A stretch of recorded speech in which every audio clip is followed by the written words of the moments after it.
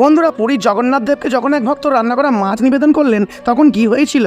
একদিন উড়িষ্যার কোরমা নামে এক বয়স্ক মহিলা জগন্নাথ দেবের মন্দিরে আসলেন। তখন ভগবানের অসাধারণ রূপ দেখে তিনি জগন্নাথ দেবের প্রেমে পড়ে যান।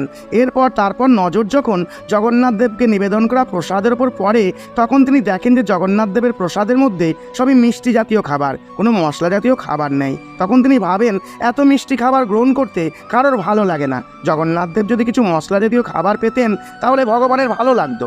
ওই বিদ্যা ছিলেন পেশায় একজন মাছ বিক্রেতা, তাই তিনি বাড়ি থেকে মাছ রান্না করে যখন জগন্নাথ দেবের জন্য নিয়ে যাচ্ছিলেন, তখন মন্দিরের বাইরে দ্বাররক্ষীরা বিদ্যার ওই খাবারে মাছের গন্ধ পেয়ে তারা কলাপাতার জড়ানো খাবার ফেলে দেন। তখন তারা দেখে কলাপাতায় জড়ানো রয়েছে কাঁঠাল। তখন তারা ওই বিদ্যার কাছে ক্ষমা চান, কিন্তু ওই বিদ্যা বুঝতে পারলেন যে কলাপাতায় জড়ানো মাছ জগন্নাথ দেবের আশীর্বাদেই কাঁঠালে রূপান্তরিত হয়েছে। সেই দিন থেকে ওই বিদ্যা সমস্ত আমিষ খাবার ত্যাগ করে জগন্নাথ দেবের পরম ভক্ত হয়ে উঠলেন। সকলেই কমেন্ট